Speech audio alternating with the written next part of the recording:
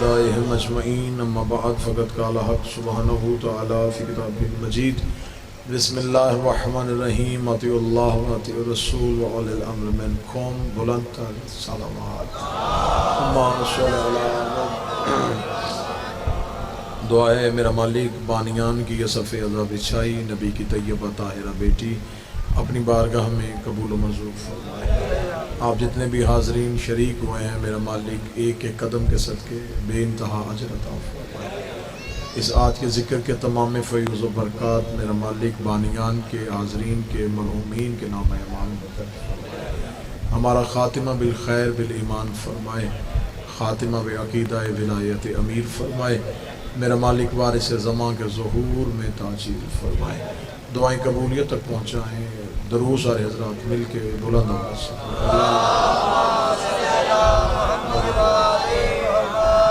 اجازت ہے تو شروع کیا۔ آج 8 ذی الحجہ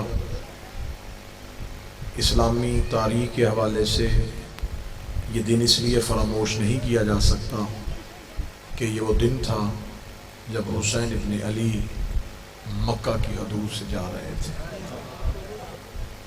آج کے دن کی اہمیت کو ہم نے کسی صورت میں ختم نہیں ہونے دینا۔ ہم نے اسے صرف ایک مصائب کی روایت اور واقعہ سمجھ کے نہیں لینا، ہمیں یہ نتیجہ اخذ کرنا ہے آج کہ آخر حسین کے جانے کی وجہ کیا تھی۔ یہ عام انسان کا فیصلہ نہیں تھا، یہ اس دور کے امام کا فیصلہ تھا۔ عام انسانوں کے فیصلے زندگیاں بچانے کے لیے ہوتے ہیں، امام کا فیصلہ دین بچانے کے لیے۔ بہت بڑا ایک سوالیہ نشان ہے۔ اگر اس سوال کی گہرائی کو ہم سمجھیں تو ہم بہت سے لوگوں کو اسی سوال میں راہ ہدایت پہ لا سکتے ہیں۔ امام کوئی بھی کام دین بچانے کے علاوہ نہیں کرتا۔ حج پڑھا جا رہا تھا، حاجی آ رہے تھے، اس حج میں کون سا ایسا کام ہے جس سے دین بچ نہیں رہا تھا؟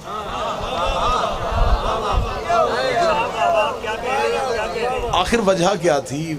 محرکات کیا ہیں؟ اسباب کیا ہیں؟ حسین جا کیوں رہے تھے؟ 28 رجب کو امام حسین مدینہ سے نکلتے ہیں۔ مدینہ سے مکہ کو زیادہ فاصلہ نہیں ہے۔ امام حسین 3 شعبان یا 2 شعبان کو مکہ میں پہنچ جاتے ہیں۔ شعبان کا پورا مہینہ مکہ میں رہتے ہیں، رمضان پورا مکہ میں رہتے ہیں، شوال رہتے ہیں، ذیقعد رہتے ہیں، ذی الحج کی آج کے دن تک رہتے ہیں۔ جبکہ امام اپنے علم امامت کے ساتھ جانتے تھے کہ انہوں نے حج نہیں پڑھنا، تو جب حج پڑھنا نہیں تھا تو پھر مکے میں رکے کیوں تھے؟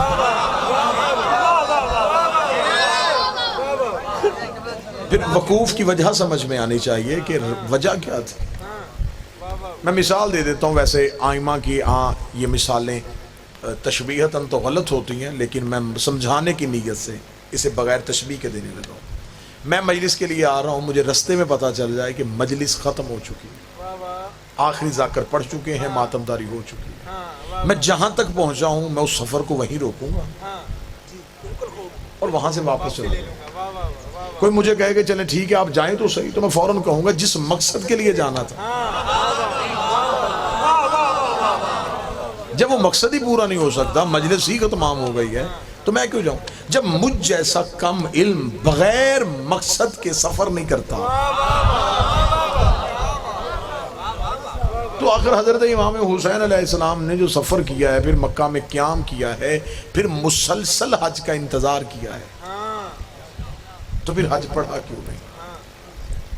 یہاں پر ایک جو المیہ ہے میری قوم کے ساتھ کہ کچھ چیزیں غلط العام ہو جاتی ہیں، پھر انہیں صحیح کرنے کی کوئی ضرورت محسوس نہیں کرتی۔ ایک چیز غلط ہو جاتی ہے نا، جب سے مشہور ہو جاتی ہے، پھر کوئی بندہ اسے ٹھیک ہی نہیں کرتا، وہ کہتے بس غلط ہے تو پھر غلط ہی چلنی چاہیے۔ اب یہاں پر ایک غلط العام ایک چیز جو ہے وہ بیان کی جاتی ہے۔ امام حسین علیہ السلام نے احرام توڑ دیے۔ یہ لفظ حسین کے شایان شان نہیں ہے۔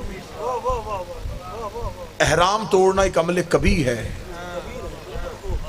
جسے امام سرزد نہیں دے سکتے۔ احرام نہیں توڑے، حج کو عمرے میں تبدیل کر دیا۔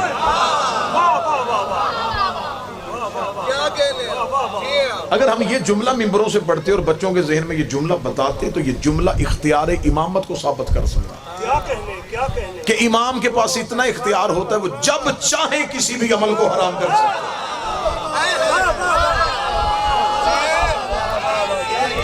یہ اختیار امام ہے، یہ امام کی طاقت ہے کہ امام جب چاہے کسی بھی واجب عمل کو روک سکتے ہیں۔ مثلا اس کی کئی مثالیں ہم اگر کوئی ہم سے دلائل مانگے گا تو دلائل کے انبار لگ سکتے ہیں کہ ایک شخص کو رسول نے حالت نماز میں آواز دی، اس نے کہا یا رسول اللہ، جب وہ واپس آیا تو رسول نے کہا میں نے آواز دی تو آیا کیوں نہیں؟ اس نے کہا میں نماز پڑھ رہا تھا۔ فرمایا تجھے نماز سکھائی کس نے تھی؟ تمہیں نماز کس نے سکھائی تھی؟ جس نے تمہیں بتائی تھی وہ تمہیں بلا رہا تھا۔ اس نے کہا یا رسول اللہ کیا کرنا چاہیے تھا؟ فرمایا حجت جب بھی بلائے جس بھی حالت میں ہو۔ مولا حسین آپ کو سلامت رکھے، میں سفر حسین شروع کرنے لگا ہوں، وقوف مکہ پڑھنے لگا ہوں۔ حجت جب بھی بلائے جس بھی حالت میں ہو، وہ فعل تم پہ حرام ہو جاتا ہے۔ نماز اللہ کی عبادت ہے، نیت کی تھی صرف اللہ کی عبادت کے لیے، این نماز کے موقع پہ امام کی آواز آ جائے۔ اگر میں اسی پہ دلائل دینا شروع کر دوں تو 1 گھنٹہ گزر جائے گا اسی بات کی دلیل پہ کہ حجت جب بلائے تو عمل حرام ہو جاتا ہے۔ جنگ صفین میں مولا امیر المومنین نے اپنے نوکر سے کہا جلدی کر، وضو کے لیے پانی لے کے آ۔ جلدی سے وضو کے لیے پانی لایا گیا، مولا کی وضو کے لیے، مولا نے وضو کیا، مصلی بچھایا، ادھر سے جنگ کا تبل بچ گیا۔ وہ ابھی نوکر وضو کر رہا تھا مصلی پہ آنے کے لیے، نوکر نے یوں مصلی آگے کیا تو اس نے فوراً کہا جلدی کر، میرے گھوڑے سے میری تلوار کھینچ۔ اس کا تلوار کھینچ رہا ہے تو کیا نماز نہیں پڑھے گی؟ اس نے شرم نہیں آ رہی؟ نماز تو جنگ پہ جا رہی ہے۔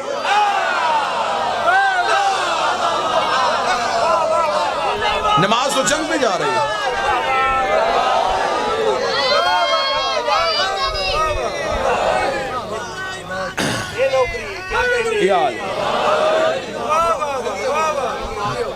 داد سے بے نیاز ہو کے مضمون سنانے لگا۔ امام حسین علیہ السلام نے جب کہہ دیا تھا کہ میں جا رہا ہوں، امام حسین کے جب حج سے نکل رہے تھے امت پہ حرام ہو گیا تھا وہاں رکنا، امت کا وہاں رکنا بنتا ہی نہیں تھا۔ اگر مکہ میں لوگ حسین کی صدا پہ لبیک کہہ دیتے اور سمجھ جاتے کہ امام کے بغیر حج نہیں ہوتا تو کربلا میں یہ صدا آنی نہیں تھی کہ جلدی قتل کرو نماز ادا کرنا۔ اہمیت بتا رہا ہوں۔ امام حسین علیہ السلام نے یہ کیوں کہا؟ اس کا غلط العام کو تصحیح کیجئے گا، احرام نہیں توڑے، حج کو عمرے میں توڑے۔ دوسری چیز ہے، جب امام حسین مکہ پہنچے تو مکہ حسین کا اصل وطن ہے، مدینہ یہ ہجرت کر کے گئے۔ امام حسین علیہ السلام کے آباء و اجداد کا تعلق مکہ سے تھا۔ امام حسین کا دودھیال والا گھر بھی مکہ میں تھا، ننہال والا گھر بھی، داد کے بھی مکہ کے تھے، نان کے بھی مکہ کے۔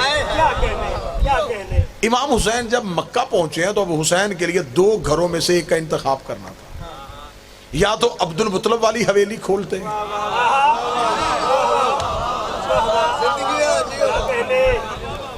یا اپنی نانی خدیجہ کا محل کھولتے۔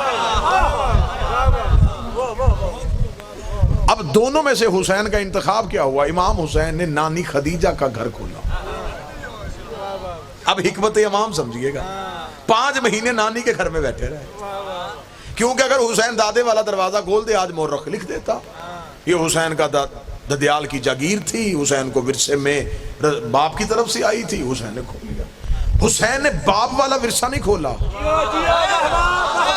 کوئی ایک بندہ ہو جو مجھے صدر کی قیمت دے، حسین نے ماں والے ورثے کا دروازہ کھول کے فتح کے چوروں کو جواب دے دیا تھا، اگر زہرا کا حق نہ ہوتا میں ماں والا دروازہ نہ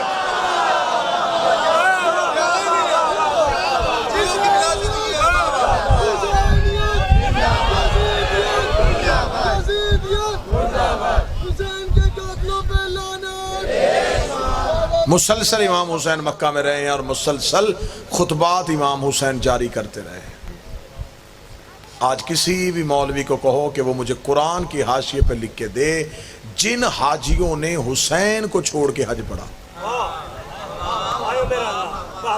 کیا ان کا حج ہو؟ امام حسین مسلسل اس گھر میں بیٹھے رہے۔ امام حسین نے حج کا انتظار کیوں کیا؟ اس دور میں ذرائع ابلاغ نہیں تھے۔ ایک قتل کی خبر 1 سال بعد دوسرے علاقے میں پہنچتی تھی۔ جہاں جہاں ذرائع ابلاغ یزیدیت نے یا دشمنان آل محمد نے اپنے قبضے میں کر لیے تھے، یہ ان لوگوں کو آل محمد سے دور کرنے کے لیے جھوٹی حدیثیں اور جھوٹی روایتیں پیش کر رہے تھے۔ میں ایک بڑی معلوماتی مجلس آپ کو سنا، یعنی کہ اتنا ذرائع ابلاغ پہ دشمنوں کا کنٹرول ہو گیا تھا کہ امیر المومنین مسجد کوفہ میں شہید ہوتے ہیں اور دور دراز کے رہنے والے مسلمان ایک دوسرے سے سوال کرتے ہیں کہ علی مسجد میں کیا لینے کے لیے گئے تھے؟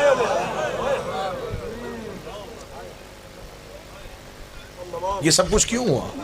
یہ غلط حدیثوں کی وجہ سے، یہ جھوٹے راویوں کی وجہ سے کہ جی رسول کے بعد تو خاندان رسول کو اس لیے ممبر سے دور کر دیا گیا ہے کہ وہ تو اب معاذ اللہ ثم معاذ اللہ دین پہ ہے ہی نہیں،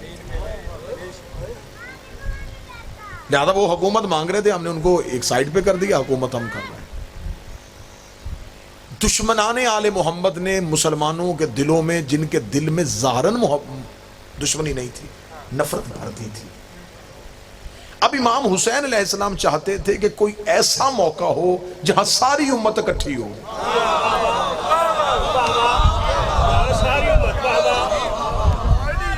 یہ موقع سوائے حج کے کوئی تھا ہی نہیں۔ حج میں ہر کسی نے آنا، دور دراز کے علاقوں نے، یمن، مصر، شام، ترکی، بر صغیر، جہاں جہاں مسلمان رہتے تھے انہوں نے اللہ کے گھر کی زیارت کے لیے سال بعد آنا تھا۔ حسین علیہ السلام نے سمجھا اس سے بہتر موقع نہیں ہے۔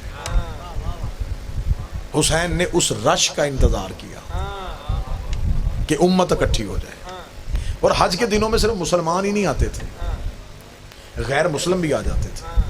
وہ حج پڑھنے کے لیے نہیں آتے تھے، انسانوں کا سب سے بڑا اجتماع مکے میں ہوتا تھا، تو وہ تجارت کی غرض سے مکے آ جاتے تھے۔ حدود حرم میں داخل نہیں ہو سکتے تھے، کافر پہ پابندی تھی، لہٰذا وہ مکہ سے باہر بیٹھ جاتے۔ کوئی چادریں بیچ رہا ہوتا، کوئی کھجوریں بیچ رہا ہوتا، کوئی جانور بیچ رہا ہوتا، وہ سمجھتے کہ یہ تجارتی منڈی ہے، یہاں پہ ہم تجارت بھی کر سکتے ہیں۔ ٹھیک ہے، اب یہ حج والا موقع بڑا غنیمت والا موقع تھا۔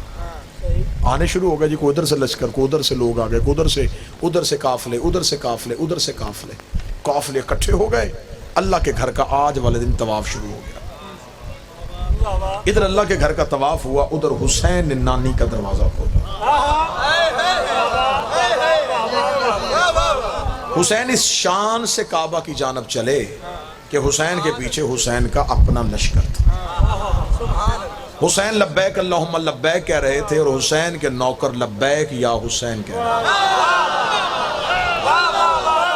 مولا حسین ہاتھوں کو سلام، حسین اس شان، اس سج دھج کے ساتھ لبیک یا حسین، لبیک یا حسین، لبیک یا حسین، لبیک یا حسین۔ حسین اس شان سے حدود حرم میں داخل ہوئے۔ جو ہی حدود حرم میں داخل ہوئے، ذہنوں میں نقشہ بن رہا ہے جی، تصویر ذہنوں میں لے کے آئیے گا۔ خطابت یہ لفظ نہیں ہوتے، خطابت کا کام ہوتا ہے نقش نگاری کرنا، تصویر آپ کے ذہنوں میں بنانا۔ امام حسین یوں گھر سے نکلے، حسین حدود حرم میں داخل ہوئے، حاجی طواف کی حالت میں تھے۔ حاجیوں نے آتا ہوا حسین دیکھا، ہر ایک نے پوچھا حسین آ رہے ہیں، حسین آ رہے ہیں، حسین آ رہے ہیں، حسین آ رہے ہیں، حسین آ رہے ہیں۔ حاجی کعبے کو دیکھ رہے تھے، کعبہ آتے ہوئے حسین کو دیکھ رہے تھے۔ حاجی کعبے کو چوم رہے تھے، حسین کی زیارت کے لیے کعبہ چوم رہا تھا۔ حسین چلتے چلتے طواف کعبہ میں مشغول ہوئے۔ طواف کعبہ میں مشغول ہوتے ہوتے اب حسین نے حجت کا اختیار دکھانا تھا۔ حسین نے طواف شروع کرنے سے پہلے دائیں طرف ابو الفضل عباس کو دیکھا۔ عباس کو صرف دیکھا، حسین نے کہا کچھ نہیں۔ عباس نے ساتھیوں سے کہا حسین کہہ رہا ہے عمرے کی نیت کر لو، حسین چاہ رہا ہے عمرے کی نیت کر لو۔ عباس حسین کے لفظوں کے پابند نہیں تھے، عباس مزاج امامت کو سمجھتے تھے، عباس حسین کے ابرو کے اشارے کو سمجھتے تھے۔ اتنا کہنا تھا، حسین کے ساتھیوں نے عمرے کی نیت کر لی۔ حسین نے طواف مکمل کیا۔ طواف مکمل کرنے کے بعد حسین طواف سے نکلے۔ طواف سے حسین کا نکلنا تھا۔ اب کعبہ میں ہلچل مچ گئے، حدود حرم میں حاجی پریشان ہو گئے، یہ حسین نے کیا کیا؟ حسین کعبہ سے کیوں جا رہے ہیں؟ حسین کیوں جا رہے ہیں؟ فرزند رسول کیوں جا رہے ہیں؟ رسول کا بیٹا کہاں جا رہا ہے؟ ایک حاجیوں کی کثیر تعداد حسین کے پیچھے چلنا شروع ہوئی۔ حسین حدود حرم سے باہر نکلے۔ حسین کے نوکر نے حسین کا گھوڑا حسین کے آگے کیا۔ حسین سواری کی پشت پہ آئے، حسین کے گھوڑے نے چلنا شروع کیا۔ پیچھے پیچھے حسین کا لشکر، پیچھے پیچھے وہ حاجی۔ حسین کہاں جا رہے ہیں؟ حسین کہاں جا رہے ہیں؟ حسین کہاں جا رہے ہیں؟ حسین چلتے چلتے اپنی سواری کو اس مقام پہ لے آئے جہاں پہ رسول نے پلانوں کا منبر بنا کے علی کی ولایت کا اعلان کیا تھا۔ وہاں کے حسین نے اپنی سواری کو روک لیا۔ حسین نے سواری کو روکا۔ حسین پشت زین پہ آئے۔ حسین نے آ کے پیچھے مڑ کے حاجیوں کے اجتماع کی طرف دیکھا۔ حسین نے کہا میرے پیچھے کیوں آ رہے ہو؟ بیعت یزید کی ہے، آج میرے پیچھے پڑنا چاہتے ہو؟ بیعت یزید کی ہے، حج میرے پیچھے پڑنا چاہ رہے ہو؟ کس بات کی مجبوری ہے؟ جس کی بیعت کی ہے جاؤ اسے کہو تمہیں حج پڑھ کے دکھائے۔ حسین نے کہا واپس پلٹو، میرے پیچھے کیوں آ رہے ہو؟ میرے پیچھے کیوں آ رہے ہو؟ انہیں کہا حسین اگر تو چلا گیا تو ہم عبادت کیسے کریں گے؟ یہ جملہ حسین نے تاریخ میں لکھوانا تھا کہ جس عبادت سے ہم چلے جائیں پیچھے اللہ عبادت قبول ہی نہیں۔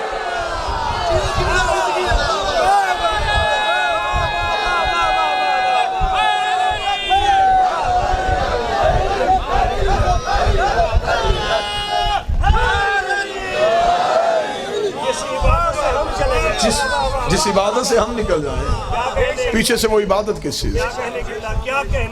حسین حدود حرم سے نکل رہے۔ اب ایک منفی پراپیگنڈا جو حسین کے لیے وہاں پہ ہونا تھا وہ یہ تھا، دیکھا ہم نے کہا نہیں یہ اہل بیت ہر کام میں حکومت مانگتے، یہ دیکھیں جی اللہ کے گھر کا حج چھوڑ دیا صرف اس بات سے کہ مجھے حکومت نہیں دی گئی۔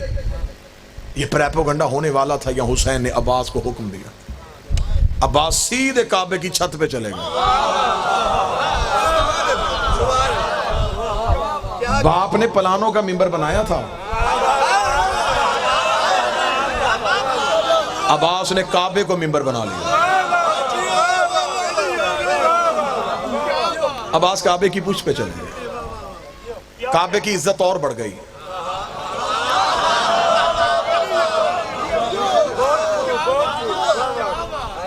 اچھا ہوتا ہے وہ گھر جس پہ علم ہو۔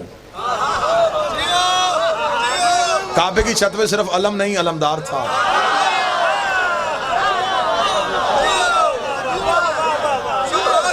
عباس کے آنے کی وجہ سے کعبہ سج گیا۔ عباس کعبے کی چھت پہ آ کے کھڑے، چھت پہ۔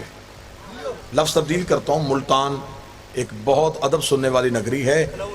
عباس کا کعبے کی چھت پہ آنا تھا، کعبے کی چھت غازی کے تلوے چوم رہی تھی۔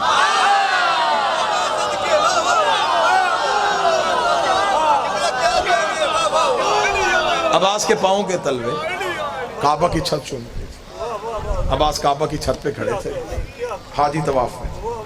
نقشہ بن جائے گا، لطف اتنا آئے گا، رات تک ٹھنڈک محسوس ہوگی سینے میں۔ حاجی طواف میں، درمیان میں کعبہ، چھت پہ عباس، دور حسین کھڑے عباس کو دیکھ رہے تھے۔ حسین کی کرسی لگ چکی تھی، حسین عباس کو دیکھ رہے تھے۔ حاجی کعبے کو دیکھ رہے تھے، کعبہ عباس کو دیکھ رہا تھا، عباس حسین کو دیکھ رہا تھا۔ ہاتھ نہیں اٹھے تو اگلی سطر کہتے جس کی جہاں عبادت ہو رہی تھی وہ کر رہا تھا۔ مولا حسین ان ہاتھوں کو سلامت رکھے۔ جس کی جہاں عبادت ہو رہی تھی وہ اپنی اپنی عبادت کر رہا تھا۔ یوں حاجی طواف کی حالت میں تھے، حاجی طواف کی حالت میں، اور سخی عباس کعبہ کی چھت پہ۔ حسین نے آنکھ کا اشارہ دیا، آنکھ کا اشارہ دیکھنا تھا۔ عباس نے خطبہ شروع کیا۔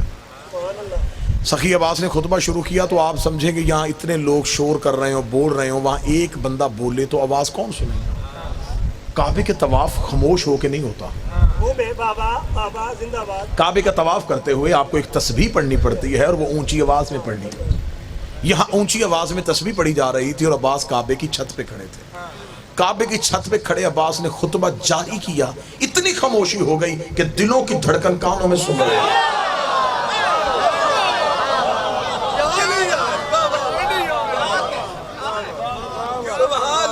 عام شخصیت تو نہیں بول رہی تھی. بسم اللہ بسم اللہ جی رستہ دیں جی.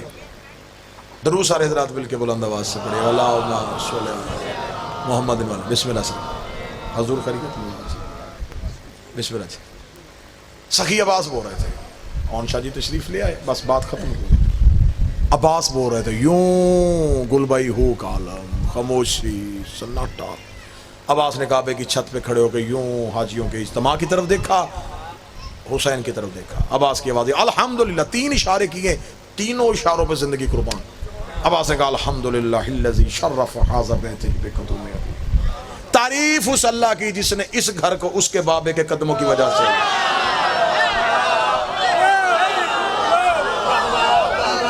تعریف اس اللہ کی جس نے اس گھر کو اس کے بابا.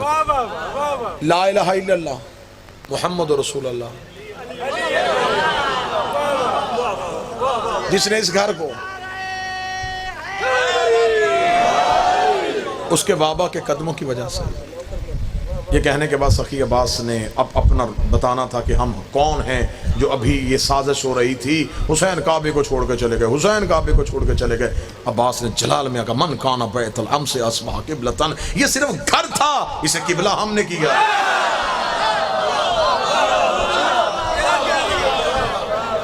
گھروں کے طواف تو نہیں ہوتے نا, کمروں کی طرف منہ کر کے تو سجدہ نہیں ہوتا. عباس نے کہا یہ تو گھر تھا, اسے قبلہ ہم نے. اسے سجدہ اینٹوں کی وجہ سے نہیں ہو رہا, ہماری وجہ سے. اسے سجدہ اس کی وجہ سے نہیں ہو رہا, ہماری وجہ سے ہو رہا. اس کی نسبت ہمارے ساتھ ہے. اگلی سطر بنتی ہی عباس کی تھی. میں پیر اون شاہ جی ہمیشہ سوچتا تھا کہ مولا عباس کا انتخاب کیوں کیا اس خطبے کے لیے. عباس کے لہجے میں علی والا روب تھا, جلال تھا عباس کے لہجے میں. اب عباس اس بات میں جلال میں تھے کہ یہ لوگ کہہ رہے ہیں کہ ہم نے حسین کو حج نہیں پڑھنے دیا. عباس نے یوں زمین کی طرف دیکھا, لفظ اتنا بڑا آ گیا ہے مجھے سطر پہ قیمت چاہیے. حسین نے دیکھا ہوا عباس کو, عباس کعبے کی چھت پہ. عباس نے حسین سے اشارہ لیا, اشارہ لینے کے بعد عباس نے رینگتے ہوئے حاجیوں کو دیکھا. میں چلتے ہوئے تو کہہ نہیں سکتا, میں کیسے کہوں چل رہے تھے. جو حسین کو چھوڑ دے پھر انسانیت کے ساتھ تعلق کیا ہے. حسین عباس نے یوں رینگتے ہوئے حاجیوں کو دیکھا. رینگتے ہوئے حاجیوں کو دیکھے عباس کی علم کی قسم ہے غازی کا یہ جملہ نہ ہوتا میں منبر پہ غلط پڑھوں, مجھے عباس معاف نہ کرے. عباس نے یوں رینگتے ہوئے حاجیوں کو دیکھا ایھا الکافرۃ والفاجرہ. او کافر ہو, اے فاجر ہو, اے کافر ہو, فاجر ہو, کافر ہو, فاجر ہو. سخی عباس آپ کن سے کافر کہہ رہے ہیں؟ ان کے بدن پہ احرام ہے, ان کے چہرے پہ داڑیاں ہیں, یہ غسل کر کے آئے ہیں, یہ وضو کر کے آئے ہیں, یہ لبیک اللہم لبیک کہہ رہے ہیں, یہ تو اللہ کے گھر کا حج کرنے آئے ہیں اور تو نے کعبے کی چھت پہ انہیں کافر کہہ دیا ہے. عباس کا کافر کہہ کے زمانے کو بتا دیا ہے جن کے دین سے حسین نکل جائے وہ اللہ کے گھر میں بھی کافر ہوتا ہے.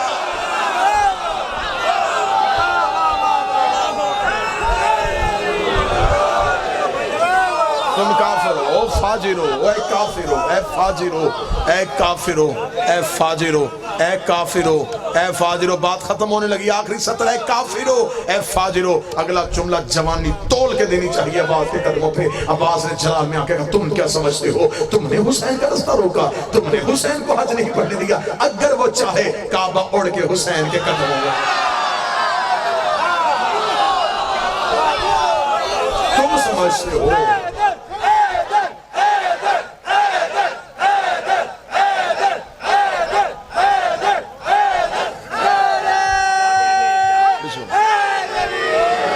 سمجھتے ہو کہ تم نے حج نہیں پڑھنے دیا. اگر وہ چاہے کعبہ اڑ کے حسین کا طواف کرے. عباس جلال میں تھے نا، عباس نے بھی اتنا کہا اگر وہ چاہے کعبے کی دیواریں ہلنی شروع ہوئی. کعبے کی دیواروں کو ہلتا ہوا حسین نے دیکھا، حسین نے کرسی چھوڑی، حسین تیز قدموں سے چلے، دیوار پہ ہاتھ رکھ، رک جا تجھے بچانے تو میں جا رہا، تجھے بچانے تو میں جا رہا.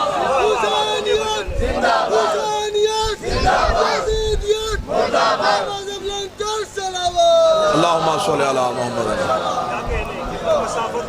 اگلی سطر آج کے دن کی اگلی سطر سخی عباس کی. مولا عباس دے کے کہتے ہیں حجر اسود کو تم چومنے آئے ہو. حجر اسود میرے مولا کے ہاتھوں کو چومتا ہے. بڑا وسیع و بلی خطبہ. اگر حکم امام نہ ہوتا ہم تم پہ ایسے حملہ کر دیتے جیسے باز چڑیوں کے غول پہ آتا ہے. گرجدار خطبہ دیا. بس آخری سطر کہنے لگا حسین کعبہ سے نکلے، لوگوں نے جاتا حسین دیکھا، یہ نہیں دیکھا کہ لے کے کیا جا رہا ہے. حسین کعبے سے کعبہ کی روح کو لے کے چل پڑے. میں نے صدر کہی ہے 2-4 بندوں کے ہاتھ اٹھے ہیں. میں نے کوئی شاعری تخیل نہیں پڑھا تھا کہ حسین کعبہ سے کعبہ کی روح کو لے کے چلے گئے. اب وہاں صرف بدن ہے، روح حسین کربلا لے گیا. اب وہاں صرف جسم ہے، روح حسین کربلا لے گیا. اگر روح وہاں ہوتی تو کربلا کی سواری 70,000 حج سے افضل نہ ہوتی. وہاں جسم ہے، روح کربلا، روح کربلا.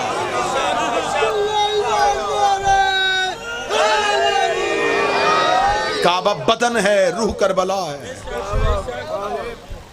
اگر روح کربلا نہ ہوتی تو حسین کی ذری پہ نہ لکھا ہوتا من زار الحسین فقط زار اللہ. جس نے حسین کی زیارت کی، حسین کی نہیں اللہ کی زیارت.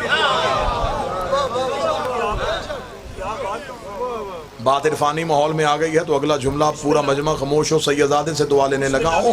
حسین کعبہ سے کعبہ کی روح کو لے کے چلے گئے. آخری امام نے کربلا سے مکہ زیارت کے لیے نہیں آنا، روح واپس پلٹانے گیا. کعبہ اب بدن کی صورت میں کھڑا ہے. حاجی بدن کے طواف کو جاتے ہیں، زائر روح کے طواف کو جاتے ہیں.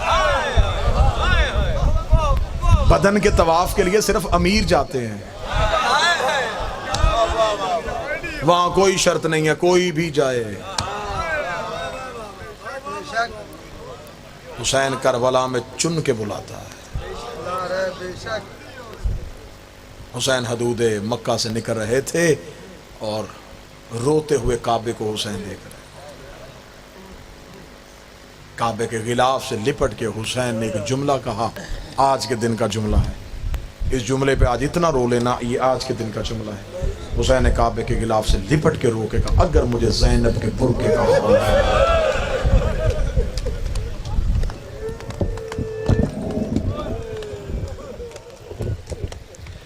حسین نے یہ لفظ کہے.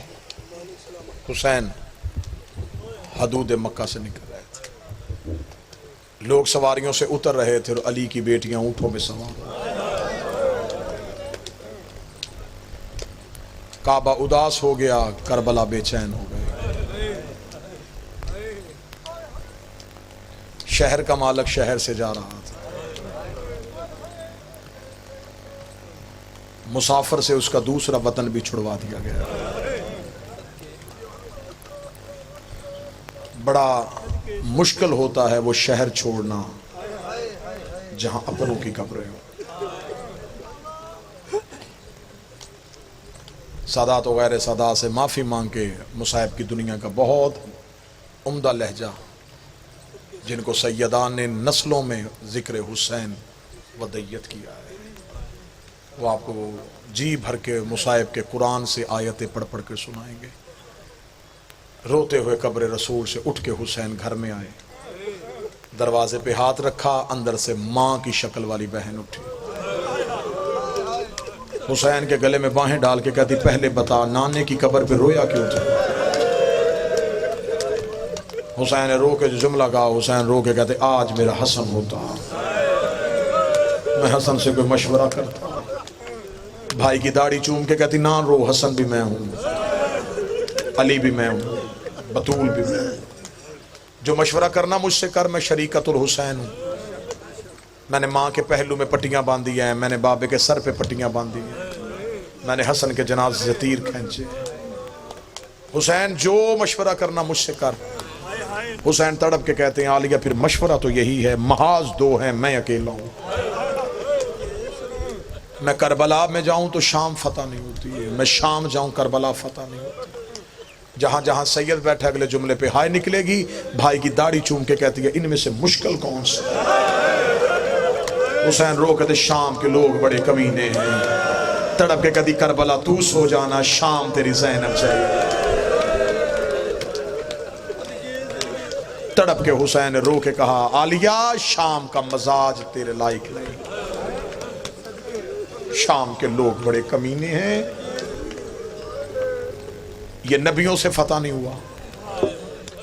تڑپ کے کہتی نہ رو، میں علی کی بیٹی ہوں، تب تک اٹھوں گی نہیں جب تک یہ نعرہ نہ لگ جائے حسین حق پہ تھا۔ عالیہ شکریہ۔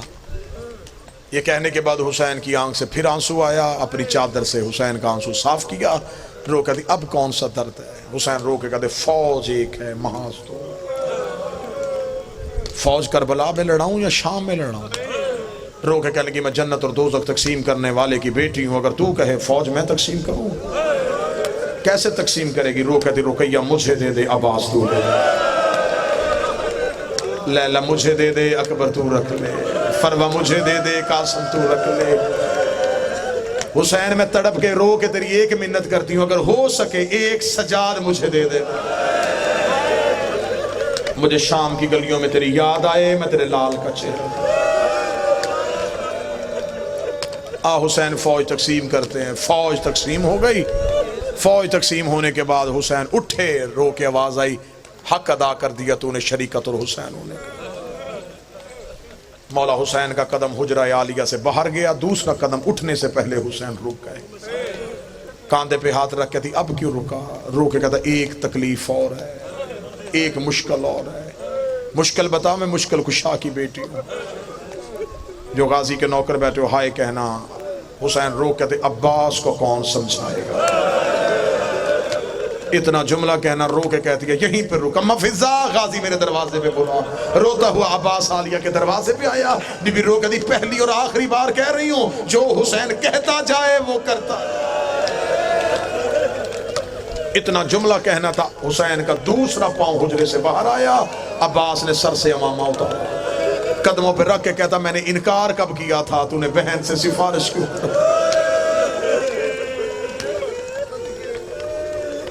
فہرست مکمل ہو گئی۔ بنی ہاشم کے مرد گھوڑوں پہ بیٹھ گئے، مستورات اونٹوں پہ بیٹھ گئیں، دروازوں کو تالے لگ گئے، سغرا کے ہاتھ میں چابیاں آ گئیں۔ 2 منٹ بعد میں منبر چھوڑنے لگا ہوں، بالکل تھوڑے دنوں بعد محرم ہے، پھر محرم کے بعد سفر۔ جتنی مجلسیں سنو گے تمہیں عالیہ کا اجڑنا سنایا جائے گا، تمہیں کوئی زینب کا شام میں جانا سنائے گا، کوئی کوفے میں جانا سنائے گا۔ یہ دن ہے، مجھ سے ایک لمحے کے لیے ایک جملہ سن لو، جب مدینے سے نکلی تو آباد کتنی تھی، مدینے سے کس حالت میں نکلی تھی، جب سب اونٹوں پہ سوار ہو گئے، گھوڑے سج گئے، مولا حسین کی آواز آئی عباس، ہر کوئی آ گیا؟ عباس کی آنکھیں نہیں بادل ہیں۔ عباس رو کے کہتے ہیں علی کی بیٹی نہیں آئی۔ حسین گھوڑا لے کے عالیہ کے حجرے کے باہر گئے، حجرے کے باہر جا کے گھوڑے سے اترے، حسین دروازے پہ جا کے ایسے رکے جیسے مدینے میں زہرا کے دروازے پہ رسول۔ حسین کی آواز ہے السلام علیکہ یا اہل بیت نبوہ و مادن الرسالہ، اے خاندان رسالت تجھے میرا سلام۔ مصلی سے علی کی بیٹی کی آواز ہے علیکہ السلام یا اخی، او میرا بھائی تجھے بہن کا سلام۔ اگلا سوال میں کرنے لگا ہوں، جہاں جہاں سید بیٹھے ہو ہائے کہنا۔ حسین کی آواز ہے زینب کہے تو قافلہ لے کے چلیں، زینب رو کے کہتی اگر تو کہے تو میں باہر آؤں۔ باہر آنے کا نام آنا تھا، حسین رو کہتا مجبوری نہ ہوتی، تیرا پاؤں بھی بازار میں نہ آنے دیتا۔ مجبوری بن گئی ہے، دین الہیہ بچانا ہے، ولایت بابے کی بچانی ہے، نبوت نانے کی بچانی ہے۔ رو کے کہتی تو نہ گھبرا، میں گھر سے باہر آ رہی ہوں۔ بی بی نے اپنے حجرے کا پردہ اٹھایا، سر سے لے کے پاؤں تک چادر تطہیر میں لپٹی ہوئی علی کی بیٹی حجرے سے باہر آئی۔ بی بی نے اپنا دائیں ہاتھ آگے کیا، اکبر نے بڑھ کے آگے پھوپھی کے ہاتھ میں ہاتھ رکھا، بی بی نے سورہ مزمل کی تلاوت شروع کی۔ ادھر سے بی بی کا بائیں ہاتھ آیا، ادھر سے حسن کا قاسم دوڑ کے آیا، بی بی کا دوسرا قدم صحن پہ آیا تھا۔ اونو محمد نے سروں سے امامے اتارے، ماں کے قدموں کے نشان مٹانے شروع کیے۔ آگے آگے علموں والا عباس تھا، سر سے امامہ اتار گیا۔ الحجاب الحجاب الحجاب، پروازیں بند کرو۔ علی کی بیٹی گھر سے باہر آ گئی، محمد کی بیٹیاں گھر سے باہر آ گئی۔ ابھی زہرا کی حویلی کا دروازہ نہیں آیا۔ زینب رو کے کہتی ہے حسین کتنا چلنا ہے، میں تھک گئی ہوں۔ آواز آئی ابھی تھک گئی، شام کے بازار، کوفے کی گلیاں، شرابیوں کے مجمع،